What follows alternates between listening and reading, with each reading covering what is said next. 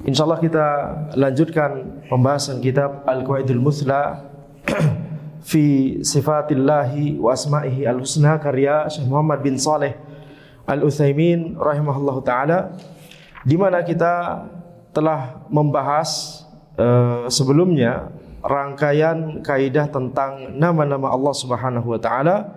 Sekarang kita masuk pada rangkaian kaidah-kaidah tentang sifat Allah Subhanahu wa ta'ala. Ada 7 kaidah yang akan dibahas di kitab ini insyaallah tentang sifat Allah Subhanahu wa ta'ala. Sebelum lanjut ke bab berikutnya ya. Kaidah yang pertama adalah sifatullah ta'ala kulluha sifatu kamalin la naqsa fiha biwajhin minal wujuh. Bahwa sifat-sifat Allah seluruhnya adalah sifat yang maha sempurna. Sifatu kamal, sifat yang maha sempurna. La naqsa fiha, tidak ada kekurangan dan kecacatan di dalamnya. Biwajhin minal wujuh, dari segala sisi. Tidak ada kelemahan dari segala sisi. Tidak ada kekurangan dari segala sisi. Ya, ini kaidah yang pertama yang harus kita pahami. Dan yang harus kita ingat adalah ketika kita bicara tentang nama Allah, sifat Allah, perbuatan Allah, ini berarti kita sedang mempelajari bagaimana tentang Rabb kita, bagaimana tentang Allah Subhanahu wa ta'ala. Ya. Makanya kalau kita mendengar istilah ma'rifatullah, banyak makna terhadap istilah ini, tapi makna yang benar adalah bagaimana kita mengenal Tuhan kita, Rabb kita, melalui nama-namanya, melalui sifat-sifatnya, melalui perbuatan-perbuatannya. Apa saja yang membuat Allah ridha dan apa saja yang membuat Allah murka. Dan apa yang Allah halalkan dan apa yang Allah haramkan, apa yang Allah perintahkan dan apa yang Allah larang. Maka di kaidah ini ya kita sebutkan secara sekilas terlebih dahulu sebelum kita membaca perincian dari pembahasan yang disampaikan oleh Syekh Al-Utsaimin rahimahullah di sini. Intinya adalah pada kaidah ini bahwa yang namanya sifat itu ada 3 kemungkinan. Yang namanya sifat ada 3 kemungkinan. Yang pertama, sifat tersebut adalah sifat yang sempurna, maha sempurna, tidak ada kekurangan di dalamnya. Maka ini ya adalah sifat Allah Subhanahu wa ta'ala. Maka ini adalah sifat Allah Subhanahu wa ta'ala. Dan tentunya kita harus melihat pada dalil. Kita harus membaca dalil apa yang disebut sebagai sifat Allah dan apa yang tidak pernah dibahas di dalil bahwa itu adalah sifat Allah Subhanahu wa ta'ala. Taib, ini kategori pertama. Kategori kedua adalah sifat yang dari satu sisi dia itu adalah sebuah sifat yang ada kelemahan begitu ya. Akan tapi dari sisi yang lain dia adalah sifat yang merupakan kesempurnaan. Contohnya misalkan sifat makar. Bagaimana kalau antum mendengar kata makar? Makar, tipu daya, rencana. Nah, begitu ya. Maka ini tentunya ada makna keburukan, betul tidak? Ini seseorang berbuat makar. Akan tetapi dalam konteks ketika seseorang itu membalas makar orang lain, ada orang hendak ditipu, hendak jerumuskan, hendak diberikan madarat oleh orang lain berbuat makar kepada dia, kemudian orang ini membalas makar orang lain tersebut, maka tentunya ini adalah sifat yang bagus karena dia bisa membalas ya kezaliman orang lain. Maka kalau dari sisi adanya balasan ini, kita membaca pada dalil-dalil Allah Subhanahu wa ta'ala disifati dengan sifat makar. Akan tetapi setiap dalil yang menyebutkan sifat makar Allah selalu dalam konteks membalas makarnya orang-orang kafir, membalas makarnya orang-orang musyrik.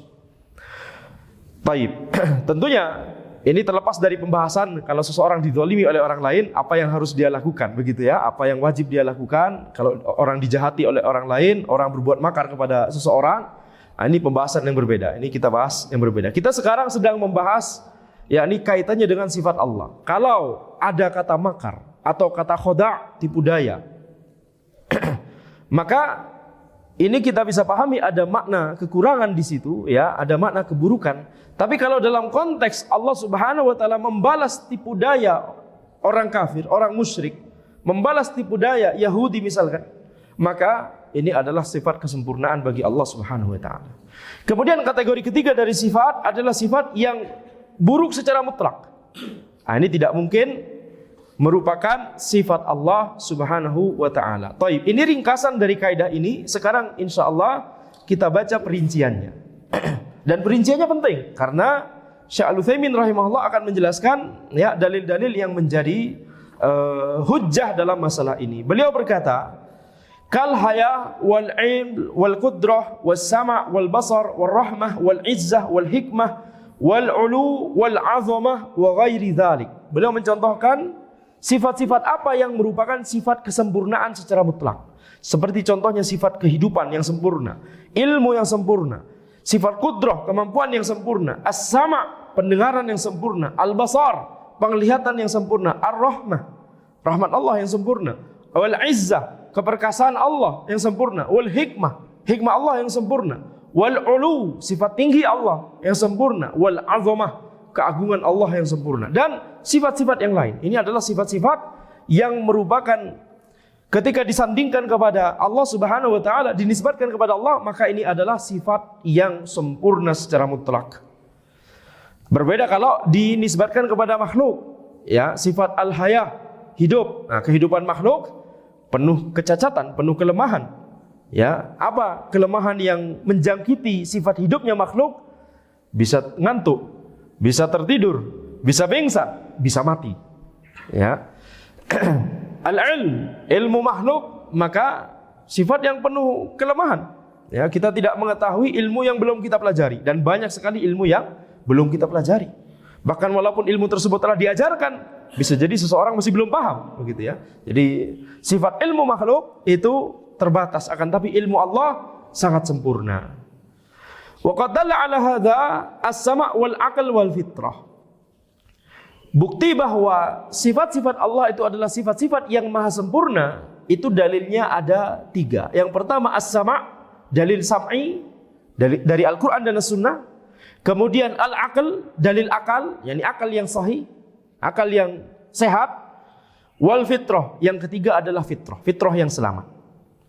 Maka di sini kata para ulama, ya inilah yang disebut sebagai dalil atau yakni masadir Islamiyah, yaitu yang pertama adalah dalil sam'i, ini adalah dalil yang utama, Al-Quran dan As-Sunnah.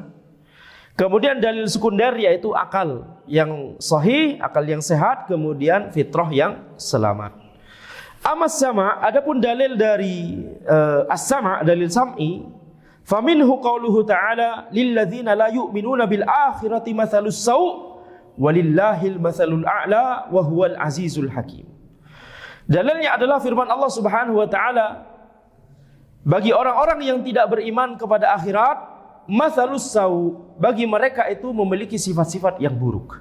Walillahil mathalul a'la, akan tapi Allah memiliki sifat yang maha tinggi, wa huwal azizul hakim, dan dia adalah zat yang maha perkasa dan juga maha bijaksana. Jadi di ayat ini Allah Subhanahu wa taala menyebutkan bahwa Allah Subhanahu wa taala memiliki al-mathalul a'la, sifat yang maha tinggi, yakni maha sempurna, sifat yang paling sempurna. Inilah sifat Allah Subhanahu wa taala. Wal mathalul a'la wal wasful a'la. Ya, mathalul a'la di sini adalah al wasful a'la, sifat-sifat yang paling sempurna. Asy-Syaikh Al-Utsaimin rahimahullah cuma menyebutkan satu dalil ini, cukup insyaallah kita lanjut pada dalil akal. Ya, apa buktinya bahwa secara akal Allah Subhanahu wa taala adalah zat yang memiliki sifat-sifat yang maha sempurna. Fawajahuhu anna kullu mawjudin haqiqatan fala budda an takuna lahu sifatun imma sifatu kamalin wa imma sifatu naqsin. Maka sisi pendalilan, logikanya, kalau kita berbicara dalil akal, akal yang sahih, akal yang sehat, akal yang lurus tentang kesempurnaan sifat Allah, logikanya adalah bahwa setiap yang ada, kullu mawjudin haqiqatan, setiap yang mawjud, setiap yang ada di alam semesta ini, maka pasti dia memiliki sifat. Baik itu sifatu kamal atau sifatu naqsin, baik itu sifat sempurna atau sifat yang merupakan kekurangan. Wa tsani batil bin nisbah ila rabbil kamil al mustahiq lil ibadah. Dan kemungkinan yang kedua itu tidak mungkin, batil. Kalau kita nisbatkan kepada Allah Subhanahu wa taala Ar-Rabb, zat yang menciptakan alam semesta ini, zat yang mengatur alam semesta ini, zat yang memberikan rizki kepada seluruh makhluknya di alam semesta ini, zat yang menghidupkan dan mematikan, zat yang memberikan manfaat dan madarat, itu makna dari Ar-Rabb. Maka tidak mungkin sifat yang dimiliki oleh Ar-Rabb itu kemudian merupakan sifatun naqsin, sifat yang penuh kelemahan, tidak mungkin. Ya. Tidak mungkin itu dinisbatkan kepada Al-Kamil, zat yang maha sempurna, Al-Mustahiq lil ibadah, yang satu-satunya zat yang berhak untuk diibadahi. Walihada azhara Allahu butlan al-uluhiyatil asnam bittisafiha bin naqsil wal ajz. Oleh karena itu Allah Subhanahu wa taala menyebutkan bagaimana bagaimana batilnya uluhiyah dari berhala-berhala. Ya, bahwa mereka itu berhak untuk diibadahi, ini dinafikan oleh Allah Subhanahu wa taala dengan cara apa? Dengan cara menyebutkan sifat yang penuh kekurangan dan kelemahan kepada berhala-berhala tersebut. Sebelum lanjut, di sini kita lihat di antara metode pendalilan secara akal, ya, metode logika yang sahih yang banyak diterapkan oleh para ulama. Dan ini banyak sekali diterapkan oleh Syekhul Islam Ibnu Taimiyah. Dan Syekh Al-Utsaimin di sini menerapkan. Ini tentunya selain beliau terpengaruh oleh Syekhul Islam Ibnu Taimiyah, tapi juga ini adalah dalil yang logika yang sahih. Yakni menyebutkan kemungkinan-kemungkinan. Kemungkinannya antara ini atau itu, begitu ya. Maka kemudian bisa dua kemungkinan, bisa lebih. Kemudian dibahas satu-satu. Kalau kemungkinan ini tidak mungkin. Kalau kemungkinan ini tidak mungkin. Kalau kemungkinan ini tidak mungkin, tersisa kemungkinan yang satu, itulah yang hak. Ini diantara metode berdalil secara logika yang sahih. Tentunya argumentasinya di setiap argumentasinya harus sahih. Ya, di setiap argumentasinya harus sahih. Contohnya misalkan argumentasi yang disebutkan oleh para ulama tentang Al-Quran. Al-Quran, apakah dia wahyu yang diturunkan oleh Allah? Ini kemungkinan pertama. Yang kedua, antara Al-Quran itu adalah dari Nabi Muhammad SAW, karya Nabi Muhammad SAW, kemungkinan kedua. Kemungkinan ketiga, yakni ini dari Nabi Muhammad SAW dan ini dari hasil karya murni otentik dari beliau, begitu ya, misalkan. Ini kemungkinan kedua. Kemungkinan ketiga, beliau SAW menjiplak kitab dari din yang lain, dari yakni Alkitab misalkan, Injil, Taurat, atau Zabur, atau kitab-kitab yang lain. Disebutkan kemungkinan, berbagai kemungkinan, dan dibahas satu-satu. Ini nggak mungkin, ini tidak mungkin, ini tidak mungkin. Kemungkinan berikutnya kalau tidak salah yang anda ingat, ini dari Nabi Muhammad SAW, tapi ini karena beliau kesurupan jin. Banyak kemungkinan yang disebutkan oleh para ulama. Seluruh kemungkinan, sebutkan semua. Habis itu bahas satu-satu. Bahwa ini tidak mungkin, ini tidak mungkin, ini tidak mungkin, ini tidak mungkin. Tersisa satu kemungkinan. Apa? Al-Quran adalah firman Allah Subhanahu wa taala. Taib. Ini yang disebut oleh para ulama usulul fiqh, as-sabr wa taqsim. As-sabr wa taqsim, yaitu apa?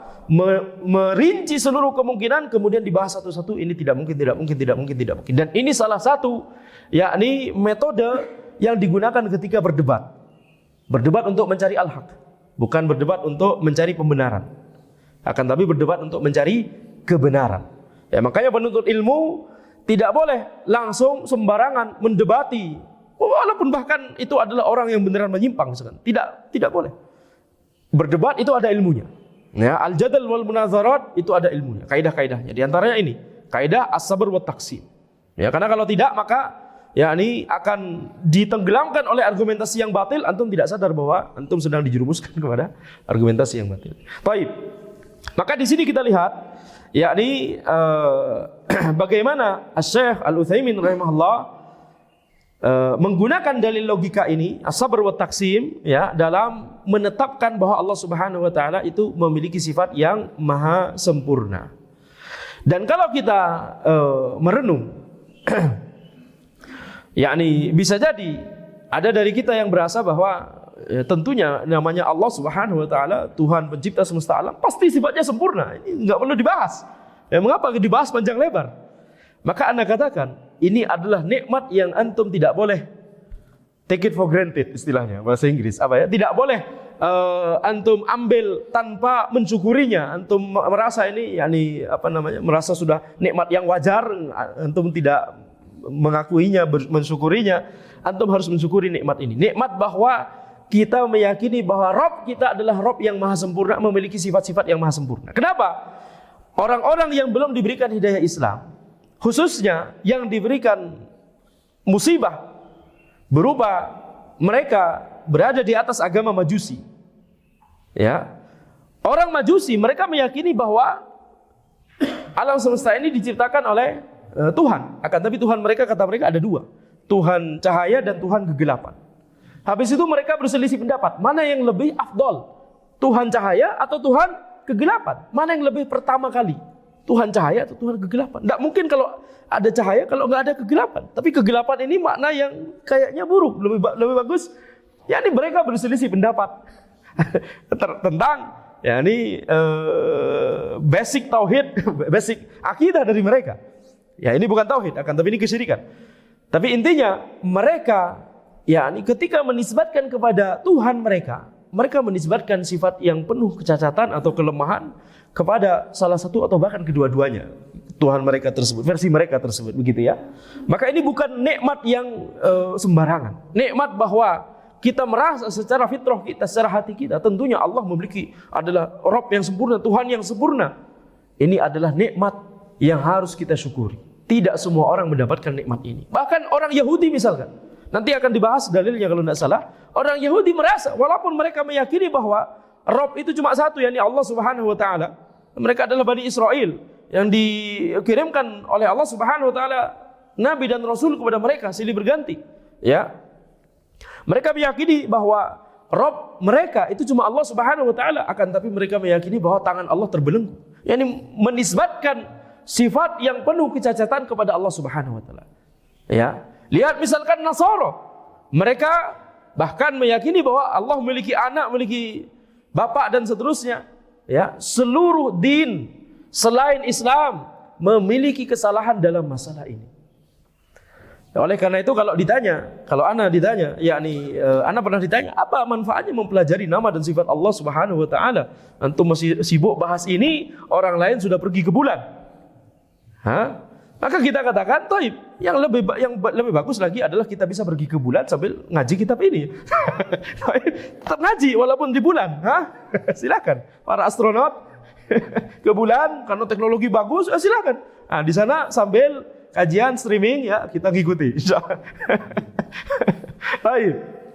Nah, jadi kita katakan, mengapa yakni antum tidak fokus pada ini bagaimana memajukan ekonomi umat. Kita fokus pada itu juga. Akan tapi ini adalah sesuatu yang lebih penting. Kenapa? Seluruh kesesatan dari din selain dinul Islam itu semuanya bersumber pada kesalahan dan kesesatan dalam masalah nama dan sifat Allah. Sebutkan din selain dinul Islam, semuanya salah dalam yakni masalah tauhid, terutama tauhid asma wa sifat. Apalagi tauhid uluhiyah, lebih lagi. Taib. Faqala ta'ala, "Wa man adallu mimman yad'u min dunillahi man la yastajibu lahu ila yaumil qiyamah wa hum an du'aihim ghafilun." Allah Subhanahu wa taala menjelaskan bagaimana kekurangan dari berhala-berhala yang mereka sembah tersebut, yang disembah oleh orang-orang musyrik. Siapakah yang lebih menyimpang, siapakah yang lebih sesat daripada mimman yad'u min dunillah, daripada orang-orang yang menyeru kepada selain Allah. Mereka menyeru kepada siapa? Kepada sesuatu man la yastajibu lahu ila yaumil qiyamah, kepada sesuatu yang tidak akan menjawab seruan mereka hingga hari kiamat. Orang musyrik, orang kafir menyeru kepada sesuatu yang sesuatu ini tidak akan menjawab seruan tersebut, doa tersebut, ya, bahkan walaupun sampai hari kiamat. Wa hum an du'aihim ghafilun. Dan sesembahan-sesembahan mereka tersebut itu ghafilun, yakni tidak sadar terhadap doa-doa mereka. Amalan yang sia-sia. Ya, amalan yang sia-sia. Ini apa? Berarti Allah Subhanahu wa taala menisbatkan sifat yang penuh kekurangan dan kelemahan dan kecacatan kepada sesembahan orang musyrik, orang kafir. Wa qala ta'ala, "Walladzina yad'una min dunillahi la yakhluquna syai'an wa hum yukhlaqun, amwatun ghairu ahya, wa ma yash'uruna ayyana yub'atsun." sesembahan-sesembahan, walladzina yad'una min dunillah, sesembahan-sesembahan yang diseru selain Allah ini, la yakhluquna syai'an, mereka tidak menciptakan apapun, yani mereka tidak mampu untuk menciptakan sesuatu apapun. Wa hum yukhlaqun, dan lebih parah dari itu, mereka sendiri adalah sesuatu yang diciptakan, makhluk, berhala atau yani yang disebut sebagai wali tapi disembah dan ridho kepada ibadah tersebut. Kemudian pohon yang dikeramatkan, batu yang dikeramatkan tidak bisa menciptakan sesuatu apapun, bahkan dia sendiri adalah sesuatu yang diciptakan, makhluk. Amwatun ghairu ahya, dijelaskan secara tegas sekali oleh Allah Subhanahu wa taala di ayat ini, mereka adalah benda mati. Ghairu ahya, bukan benda hidup. Wa ma yash'uruna ayyana yub'atsun, dan mereka tidak sadar, tidak mengetahui kapan orang-orang yang menyembah mereka itu akan dibangkitkan. Ya, ini dinafikan sifat ilmu. Mereka tidak mengetahui apa yang akan terjadi di masa depan. Mereka tidak akan tahu apa yang akan terjadi di hari kiamat. Bahkan mereka sendiri membutuhkan Allah Subhanahu wa taala karena mereka sama-sama makhluk. Wa qala an Ibrahim wa huwa yahtaju ala abihi.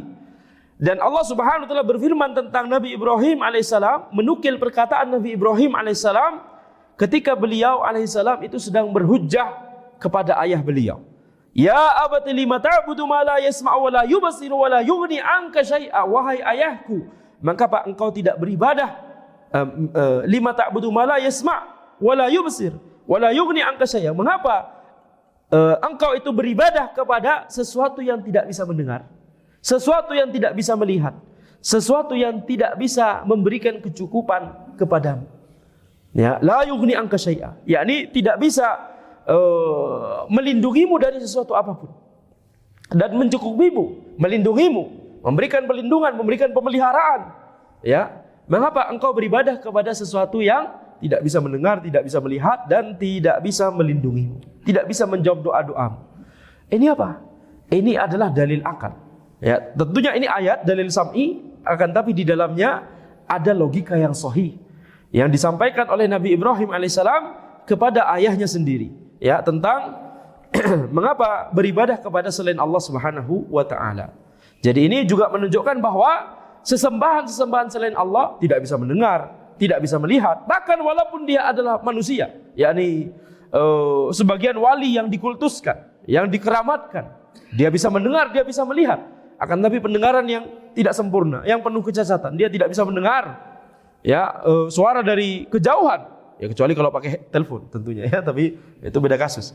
Dia tidak bisa melihat yang jauh dari dia.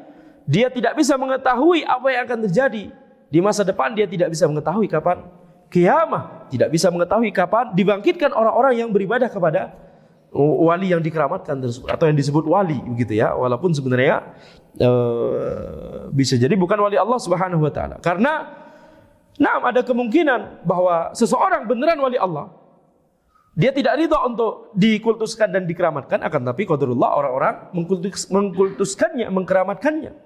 Contoh yang paling utama di sini adalah Nabi Isa alaihissalam. Nabi Isa alaihissalam. Wa ala qaumihi afata'buduna min dunillahi ma la yanfa'ukum syai'an wa la yadurrukum uffil lakum wa lima ta'buduna min dunillahi afala ta'qilun. Allah Subhanahu wa taala berfirman, apakah kalian itu beribadah kepada selain Allah sesuatu yang la yanfa'ukum syai'an, tidak bisa memberikan manfaat kepada kalian, wala yadurrukum, tidak bisa memberikan madarat kepada kalian. Jadi kalau seseorang itu kemudian memberikan sesajen dalam rangka supaya bisa kaya, bisa dapat anak, berikan sesajen ke kuburan, sesajen ke telaga, ke kolam, ke bebatuan, ke pohon dan seterusnya, ke orang yang dikultuskan dan seterusnya, maka ini adalah yakni manfaat yang merupakan waham, manfaat yang sebenarnya tidak ada, akan tapi dia yakni merasa ada manfaat tersebut. Atau bisa jadi dia beneran mendapatkan manfaat tersebut, akan tapi ini bukan dalam rangka nikmat, tapi dalam rangka istidraj dari Allah Subhanahu wa taala. Allah hendak membinasakan dia lebih parah lagi, sehingga justru Allah memberikan apa yang dia minta. Dia merasa bahwa itu dari berhala atau dari sesembahan yang dia ibadahi, padahal itu sebenarnya juga dari Allah Subhanahu wa taala, tapi dalam rangka musibah dan bencana yang Allah timpakan kepada dia. Nauzubillahi min dzalik. Uffil lakum wa lima ta'buduna min dunillahi afala ta'qilun. Afala ta'qilun. Bagi kalian, yakni celakalah bagi kalian dan bagi orang-orang yang kalian ibadahi tersebut selain Allah. Afala ta'qilun. Apakah kalian tidak berpikir? Thumma innahu qad thabata bil hissi wal musyahadah anna lil makhluqi sifati kamalin wa hiya min Allah ta'ala fa mu'til kamal aula bihi. Kemudian telah kita ketahui secara panca indera, secara persaksian bahwa di antara makhluk, di antara kita, di antara makhluk Allah Subhanahu wa taala ada sifat-sifat yang sempurna. Ya, seperti kita misalkan lihat langit ini kokoh sekali. Ya, misalkan. Ya, maka kalau makhluk saja memiliki sifat yang sempurna yang yakni cocok dengan makhluk. Bukan sempurna yang kesempurnaan milik Allah, tapi sempurna maksudnya sifat yang baik begitu ya. Makhluk memiliki sifat yang baik. Seperti tadi, langit ini kokoh sekali. Atau kita melihat ada orang yang Masya Allah cerdas sekali, ilmunya luas sekali. Maka ini sifat yang baik. Kalau makhluk saja memiliki sifat seperti itu, bagaimana dengan penciptanya? Nah, ini namanya qiyas aula. Istilahnya para ulama, namanya qiyas aula. Yakni apa? Yakni kita berkata, kalau makhluk saja begini, bagaimana dengan penciptanya? Ini namanya qiyas aula. Ini juga salah satu metode untuk berargumentasi, ya. Makanya anak katakan dalam berdebat pun ada ilmunya, namanya al-jadal wal munazar, dan itu bukan untuk penuntut ilmu pemula. Taib. Wahya minallahi ta'ala, dan sifat-sifat yang baik tadi yang dimiliki makhluk itu semuanya dari siapa? Dari Allah Subhanahu wa ta'ala. Fa mu'til kamal aula bihi. Maka zat yang memberikan sifat-sifat yang baik tersebut, yang terpuji tersebut, itu lebih berhak terhadap sifat yang terpuji itu. Wa amal fitrah. Sekarang dalil yang ketiga yaitu fitrah. Fali anna an-nufus as-salimah majbulatun ala mahabbatillahi wa ta'zimihi wa ibadatihi. Ya, karena jiwa yang selamat itu pasti tergerak untuk mencintai Allah. Pasti tergerak secara natural. Dari sananya memang tergerak untuk mengagungkan Allah Subhanahu wa taala. Tergerak untuk beribadah hanya kepada Allah. Wa hal tuhibbu wa tu'azzimu wa ta'budu illa man 'alimta annahu muttasifun bi sifatil kamal allaiqah bi rububiyyatihi wa uluhiyyatihi. Dan sekarang Syekh Utsaimin bertanya, bukankah engkau bakal mencintai, bakal suka untuk mencintai zat, mengagungkan zat dan beribadah kepada zat tertentu, yakni Allah Subhanahu wa taala, kecuali karena engkau mengetahui bahwa zat tersebut adalah zat yang disifati dengan sifat yang penuh kesempurnaan, yang layak, yakni sesuai dengan rububiyahnya, sesuai dengan uluhiyahnya, sesuai dengan kesempurnaan sifat-sifatnya. Bukankah tidak mungkin antum mencintai sesuatu atau mengagungkan sesuatu atau bahkan mengarahkan ibadah kepada sesuatu, akan tapi antum mengetahui bahwa sesuatu tersebut adalah sesuatu yang tidak sempurna? Tidak mungkin. Pasti ya, kecintaan yang penuh pengagungan dan ibadah itu pasti diarahkan kepada sesuatu yang kita mengetahui bahwa sesuatu tersebut adalah sesuatu yang sempurna, yakni Allah Subhanahu wa taala. Wa idza kanat as-sifah naqsan la kamala fiha fahiya mumtani'ah fi haqqillahi ta'ala.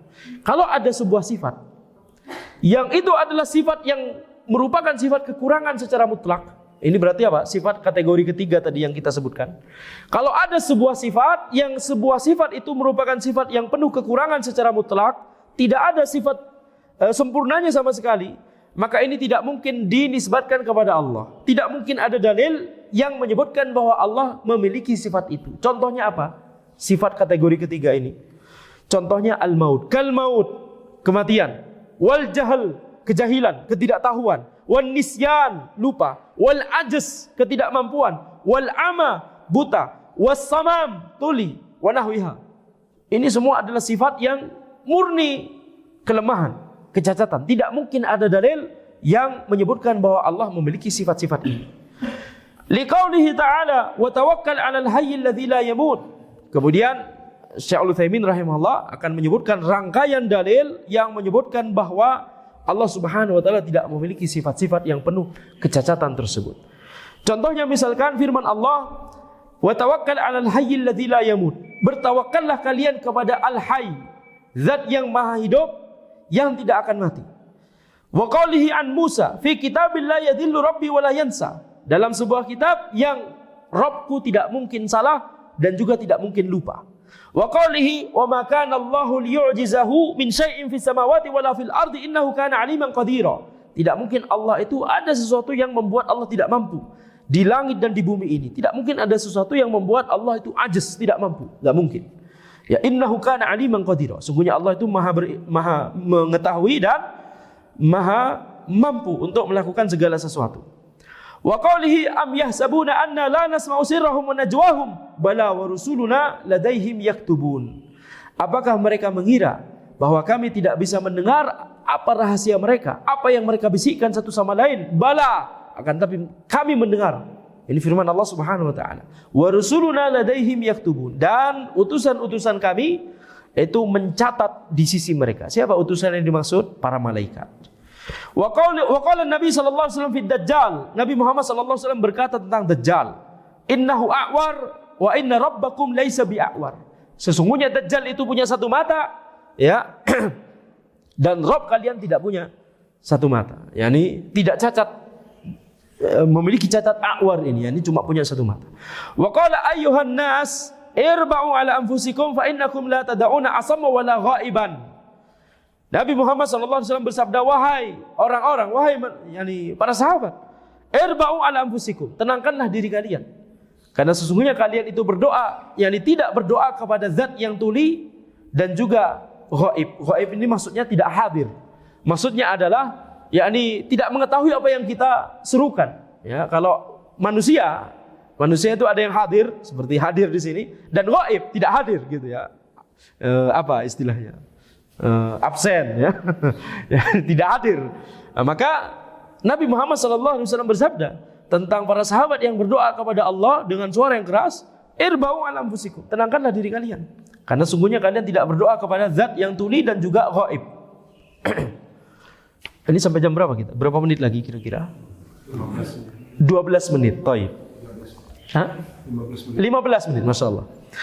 Waqad aqaballahu ta'ala al-wasifina lahu bin naqsi kama fi qawlihi ta'ala wa qalatil yahudu yadullahi maghlula ghullat aydihim wa lu'inu bima qalu bal yadahu mabsutatan yunfiqu kaifa yasha. Allah Subhanahu wa taala memberikan azab kepada orang-orang yang mensifati Allah dengan sifat naqs, sifat kekurangan. Siapa mereka? Di ayat ini adalah orang-orang Yahudi. Sebagaimana firman Allah Subhanahu wa taala, orang-orang Yahudi berkata, tangan Allah itu terbelenggu. Ini berarti apa? Menisbatkan sifat kekurangan dan kelemahan kepada Allah. Ya, tangan Allah terbelenggu, kata Yahudi. Ya, ghullat aydihim, akan tapi tangan mereka yang terbelenggu. Firman Allah Subhanahu wa taala. Wa lu'inu bima qalu, mereka dilaknat karena apa yang mereka katakan tersebut. Bal yadahu mabsutatan, akan tapi kedua tangan Allah itu terbentang.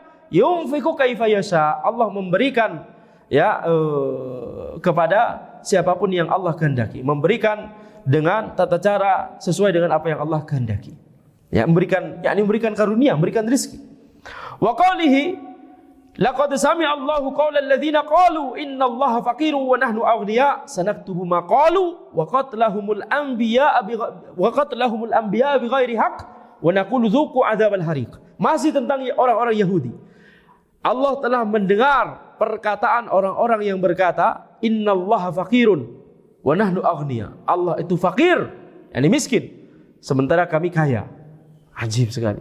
Coba bayangkan, ya, ada orang yang berkata seperti ini, lancang sekali ya lisannya. Sanaktubu ma qalu wa qatlahumul anbiya. Kami akan mencatat apa yang mereka ucapkan tersebut, dan kami akan mencatat perbuatan mereka membunuh para nabi. Bi ghairi haqqin, tanpa hak. Membunuh nabi tanpa hak. Ada tidak membunuh nabi secara hak? Tidak mungkin ada. Ya. Ini untuk menekankan bahwa tidak mungkin ada. Bahkan kalau misalkan, yakni membunuh di syariat Islam, membunuh orang, apakah mengkafirkan pelakunya atau tidak mengkafirkan? Sampai kafir atau tidak sampai kafir? Tidak sampai kafir. Ya, tidak sampai kafir. Dia dosa besar, tapi tidak sampai memurtadkan orang yang melakukan pembunuhan. Betul tidak? Ini dalam syariat Islam, ya. Dari zaman dulu sampai zaman sekarang. Akan tetapi kalau yang dibahas adalah membunuh seorang nabi, walaupun ada orang berargumen, Anda membunuh nabi itu karena alasan bisnis, bukan karena benci terhadap ajaran yang tidak kita terima. Ini tetap merupakan kekufuran. Ya, jadi waqatlahumul anbiya bighairi haqq. Mereka waqatlahumul anbiya bighairi haqq, mereka membunuh para nabi tanpa hak. Wa naqulu dzuqu adzabal hariq. Dan mereka itu wa naqul, dan kami katakan kepada mereka dzuqu adzabal hariq. Rasakanlah azab yang membakar. Wa nazzaha nafsahu amma yasifunahu bihi minan naqais. Dan Allah Subhanahu wa taala menyucikan dirinya dari apa-apa yang mereka sifati. Apa-apa sifat kekurangan yang mereka sifati kepada Allah. Faqala subhana, Allah Subhanahu wa taala berfirman, subhana rabbika rabbil izzati amma yasifun wa salamun alal mursalin walhamdulillahi rabbil alamin. Maha suci Allah, Rabb kalian, Rabbmu ya Muhammad, rabbil izzati amma yasifun.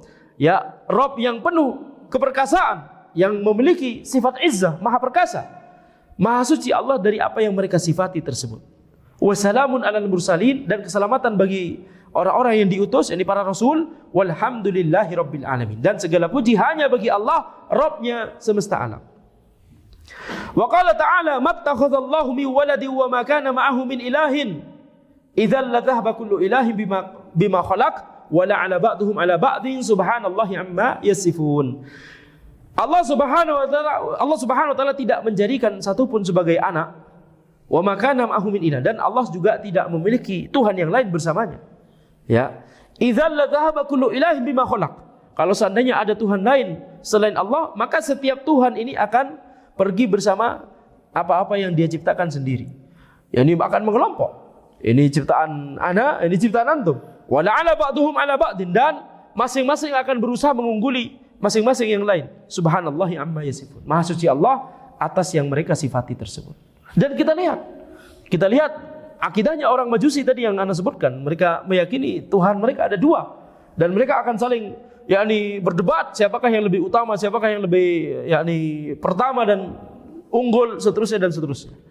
Tapi maka ini adalah dalil yang sahih atau dalil logika yang sahih, logika yang sehat, bahwa cuma ada Allah Subhanahu wa taala, Allah adalah satu-satunya zat yang menciptakan alam semesta, memberikan kita rizki, menghidupkan dan mematikan, dan satu-satunya zat yang berhak untuk diibadahi. Wa idza kanat as-sifatu kamalan fi halin wa naqsan fi halin lam takun jaizatan fi haqqillah wa la mumtani'an ala sabilil itlaq fala tathbutu lahu itsbatan mutlaqan wa la tunfa anhu nafyan mutlaqan bal la budda minat tafsil. Sekarang penulis akan membahas kategori sifat yang kedua. Kalau kategori sifat yang pertama tadi sudah dibahas, sifat yang maha sempurna. Ini adalah sifat Allah. Kategori sifat yang ketiga sudah dibahas, sifat yang penuh kelemahan, tidak mungkin dimiliki oleh Allah, tidak mungkin disebutkan di dalil bahwa Allah memiliki sifat tersebut. Kemudian sekarang kategori sifat yang kedua, yaitu sifat-sifat yang dia merupakan sifat kamal, sifat sempurna dari satu sisi, dalam satu kondisi. Akan tapi dia adalah sifat yang penuh kekurangan dalam kondisi yang lain. Maka yang seperti ini tidak boleh kita nisbatkan kepada Allah secara mutlak. Dan juga tidak boleh kita nafikan dari Allah secara mutlak. Harus ada perincian. Harus ada perincian. Nah, bagaimana perinciannya? Fatajuzu fil hal allati takunu kamalan wa tamtani'u fil hal allati takunu naqsan. Jadi sifat ini boleh dinisbatkan kepada Allah kalau dalam kondisi yang itu merupakan kesempurnaan. Dan tidak boleh dinisbatkan kepada Allah kalau dalam kondisi yang itu merupakan kekurangan. Contohnya sifat apa? Kal makar. Sifat makar. Sifat al-kaid. Makar dan kaid maknanya mirip, yakni tipu daya. Makar. Wal khada', tipu daya. Wa nahwiha. Sifat-sifat ini adalah sifat yang harus kita perinci. Ya. Fahadhi sifat takunu kamalan idza kanat fi muqabalati man yu'amiluna al-fa'il bimithliha. Sifat ini merupakan sifat yang kesempurnaan kalau dalam konteks membalas orang-orang yang melakukan perbuatan yang sama tersebut. Yani seperti makar, ketika disebutkan bahwa orang Yahudi, orang musyrik, orang kafir ingin berbuat makar kepada Allah, kemudian Allah berbuat makar kepada mereka, ini dalam rangka membalas mereka, ini baru kondisi yang sempurna yang kita katakan tadi. Li'annaha hina idzin tadullu ala anna fa'ilaha qadirun ala muqabalati aduwihi bimithli fi'lihi aw asyad. Karena kalau dalam konteks pembalasan seperti ini menunjukkan bahwa zat yang melakukan pembalasan tersebut itu maha mampu untuk melakukan pembalasan kepada musuhnya dengan perbuatan yang semisalnya atau bahkan perbuatan yang lebih-lebih lagi. Jadi ini merupakan kesempurnaan. Wa takunu naqsan fi ghairi hadhil hal. Akan tapi sifat makar, sifat tipu daya, sifat khada', sifat kait, kalau bukan dalam konteks pembalasan seperti itu, ini adalah sifat yang merupakan kekurangan. Walihada lam yadhkurha Allah Ta'ala min sifatihi ala sabilil itlaq wa innama dzakaraha fi muqabalati man yu'amilunahu wa rusulahu bimithliha. Oleh karena itu Allah tidak menyebutkan sifat-sifat ini, sifat makar, sifat kait, sifat khoda', tipu daya. Allah tidak menyebutkan di dalil kecuali dalam konteks hendak membalas orang-orang yang berbuat makar kepada Allah dan para rasulnya. Tidak menyebutkan secara mutlak. Tidak kemudian kita sebut Allah memiliki sifat makar, titik. Pasti ada lanjutannya. Allah berbuat makar karena mereka berbuat makar. Ya, mereka berbuat makar dan Allah berbuat makar. Wallahu khairul makirin. Dan Allah adalah sebaik-baik zat yang membuat makar. Jadi dalam konteks balasan ada pembalasannya. Kaqaulihi ta'ala, seperti firman Allah Subhanahu wa ta'ala, wa yamkuruna wa yamkurullah wallahu khairul makirin. Mereka berbuat makar dan Allah berbuat makar, yakni membalas makar mereka. Wallahu khairul makirin. Dan Allah adalah sebaik-baik zat yang membuat makar, yang berbuat makar. Wa qawlihi walladzina kadzdzabu biayatina sanastadrijuhum min haitsu la ya'lamun wa umli lahum inna kaydi matin. Dan orang-orang yang mendustakan ayat-ayat kami, sanastadrijuhum min haitsu la ya'lamun. Kami akan tarik mereka secara berangsur-angsur menuju kebinasaan dari arah yang mereka tidak ketahui. Ini istidraj. Nah, sifat istidraj ini menarik seseorang secara berangsur-angsur, ditarik kepada kecelakaan, kebinasaan secara diam-diam dari arah yang tidak dia ketahui. Ini kalau disebut titik sampai sini saja, kira-kira sifat kekurangan, sifat jahat atau tidak? Jahat ini, betul tidak? Akan tapi kalau dalam konteks membalas ya kekufuran orang-orang yang berbuat kufur, membalas yakni perbuatan mereka mendustakan ayat-ayat Allah. Padahal Allah adalah zat yang menciptakan mereka, zat yang memberikan mereka rizki. Bahkan mereka mendustakan Allah, mengucapkan kalimat-kalimat dusta tersebut dengan nikmat yang itu dari Allah Subhanahu wa ta'ala. Ini kira-kira jahat tidak? Ini jahat, makanya Allah membalas kejahatan mereka. Nah, ketika membalas seperti ini bukan sifat yang jahat lagi, tapi ini merupakan sifat kesempurnaan. Ini menunjukkan bahwa Allah maha mampu. Allah bukan sesuatu yang lemah, bukan zat yang lemah yang tidak mampu untuk membalas orang-orang yang berbuat jahat. Inilah Rabb kita, inilah Allah Subhanahu wa ta'ala. Maka wa umli lahum inna kaidi matin. Aku beri tangguh kepada mereka. Inna kaidi matin. Sesungguhnya tipu dayaku itu sangat tangguh. Yakni memberi tangguh gimana? Yakni azabnya tidak diberikan langsung 100%, tidak. Akan tapi ditarik berangsur-angsur. Dia kufur kepada Allah, tapi Allah masih memberikan dia kekayaan, masih memberikan dia jabatan, masih memberikan dia berbagai nikmat, berbagai kebahagiaan duniawi. Wa umli lahum, aku beri tangguh kepada dia. Nah, ini azabnya berangsur-angsur. Nanti ya antara di dunia langsung diberi azab, atau nanti azabnya disimpan semua di akhirat dengan azab yang sangat pedih. Nauzubillahi min dzalik. Wa qalihi innal munafiqina yukhadi'una Allah wa huwa khadi'uhum. Allah berfirman, sesungguhnya orang-orang munafik itu menipu Allah, padahal Allah lah yang menipu mereka. Wa qalihi qalu inna ma'akum innama nahnu mustahzi'un Allahu yastahzi'u bihim. Ya, mereka berkata ketika mereka bertemu dengan orang-orang yang semisal mereka, sesungguhnya kami cuma bersenda gurau saja. Ketika kami mengiyakan perkataan orang-orang mukmin, maka qalu inna ma'akum innama nahnu mustahzi'un. Kami bersama kalian sebenarnya. Kami tadi ketika mengiyakan orang-orang mukmin, kami cuma senda gurau aja, kami menipu mereka. Kemudian Allah berfirman, Allahu yastahzi'u bihim. Allah akan menipu mereka. Allah akan bersenda gurau dengan mereka. yakni akan istihza, yakni merendahkan dan menipu mereka. Walihadza lam yadhkurillahu annahu man khanuhu. Oleh karena itu Allah tidak pernah menyebutkan di dalil bahwa Allah berkhianat kepada orang-orang yang mengkhianati Allah. Faqala ta'ala, Allah berfirman, wa iyyuridu khiyanataka faqad khanullaha min qabl fa'amkana minhum wallahu alimun hakim. Kalau mereka itu menginginkan khianat kepadamu wahai Muhammad, maka jangan aneh. Ya, faqad khanullaha min qabl. Karena sungguhnya mereka telah berbuat khianat kepada Allah dari sebelumnya. Nah, ini Allah hendak menghibur Nabi Muhammad SAW. Kalau ada orang yang berbuat khianat kepada engkau, wahai Muhammad, wahai Rasul, jangan aneh, jangan heran, jangan bersedih, jangan kaget. Faqad khanullaha min qabl. Karena mereka sungguh telah berbuat khianat sebelumnya kepada Allah Subhanahu wa taala. Fa amkana minhum. Dan Allah kemudian membuat Nabi Muhammad SAW menang terhadap mereka. Wallahu alimun hakim. Dan Allah zat yang maha berilmu, zat yang maha mengetahui, dan zat yang maha bijaksana. Maka di ayat ini faqal fa'amkana minhu. Allah berfirman fa'amkana minhu. Setelah menyebutkan pengkhianatan mereka kepada Allah, kemudian Allah menyebutkan bahwa apa balasannya dari Allah? Allah membuat Nabi Muhammad SAW menang terhadap mereka. Yakni walam yakul fakhonahum. Yakni Allah tidak berfirman, maka aku berkhianat kepada mereka. Tidak dibalas. Kalau sifat khianat, Allah tidak menyebutkan balasan sesuai dengan perbuatan yang sama. Kalau sebelumnya, wayamkurun, wayamkurullah. Mereka berbuat makar, Allah berbuat makar. Dibalas dengan perbuatan yang sama. Ya. Kemudian innal munafiqina yukhadi'una Allah wa huwa khadi'uhum. Orang-orang munafik melakukan tipu daya kepada Allah, akan tapi Allah yang memberikan tipu daya kepada mereka. Perbuatan yang sama. Tapi kalau masuk pada sifat khianat, kalau kita sampai pada sifat khianat, Allah tidak menyebutkan balasan dengan perbuatan yang sama. Khanullah faqad khanullah min qabl. Mereka telah berkhianat kepada Allah sebelumnya. Allah tidak berfirman kemudian lanjutannya fakhanahu. Kemudian Allah berkhianat kepada mereka. Tidak. Akan tapi Allah menyebutkan fa'amkana minhum.